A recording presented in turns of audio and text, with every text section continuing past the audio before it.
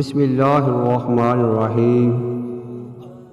لاکھوں کروڑوں درود اور سلام آپ صلی اللہ علیہ وآلہ وسلم پر، آپ کی آل پر اور آپ کے اصحاب پر اور ان تمام مومنین پر جنہوں نے آپ کی اتباع کی۔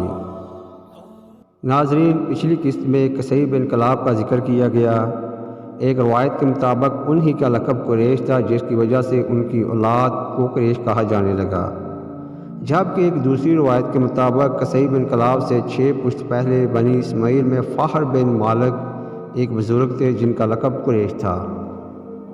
خانہ کعبہ کی تولیت ایک ایسا شرف تھا جس کی وجہ سے قصی بن کلاب اور ان کی اولاد کو نہ صرف مکہ بلکہ پورے جزیرہ نما عرب میں ایک خصوصی عزت و سعادت حاصل ہو گئی تھی، اور پھر اس قریش نے خود کو اس قابل ثابت بھی کیا۔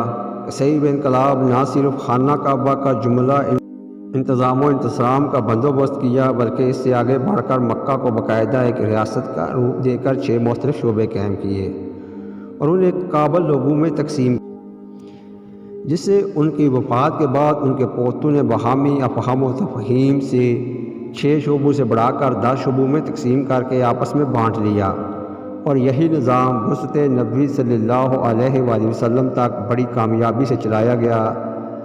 اس تقسیم کے نتیجے میں آپ صلی اللہ علیہ وآلہ وسلم کے جد امجد حضرت ہاشم کو سقایا یعنی حاجیوں کو پانی پلانے کا کام، امارات البیت حرم میں نظم و ضبط قائم رکھنا اور احترام حرم کا خیال رکھنا، اور افاظہ حج کی قیادت کرنا کی خدمات سونپی گئیں، جو ان کے بعد بنو ہاشم کے خاندان میں نسل در نسل چلتی رہی۔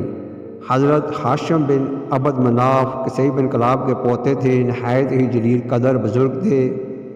انہوں نے شاہ حبشہ اور کیسر روم سے بھی اپنے سفارتی اور تجارتی تعلقات قائم کر لیے تھے، جبکہ مختلف قبائل عرب سے بھی معاہدات کر لیے۔ ان کی اس پالیسی کی وجہ سے قریش کے باقی تمام قبائل بنو ہاشم کو ایک خصوصی عزت و احترام کا مقام حاصل ہو گیا تھا۔ ان کے علاوہ میدان جنگ میں فوج کی قیادت اور علم برداری کا شعبہ خاندان بنو امیہ کے حصے میں آیا۔ قریش کا سپہ سالار بنو امیہ سے ہی ہوتا تھا، چنانچہ خرب جو حضرت بنو ہاشم کے بھتیجے امیہ کے بیٹے تھے، ان کو اور ان کے بیٹے حضرت ابو سفیان کو اسی وجہ سے قریش کے لشکر کی قیادت سونپی جاتی تھی۔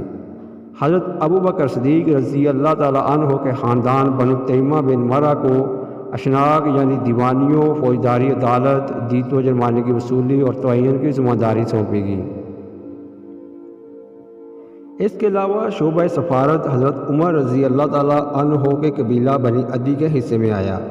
ان کا کام دوسرے قبائل کے ساتھ مذاکرات، معاہدات اور سفارتکاری تھا۔ بنو مخزوم جو کہ خالد بن ولید رضی اللہ تعالیٰ عنہ کا قبیلہ تھا، ان کے حصے میں قبا و انا کا شعبہ آیا۔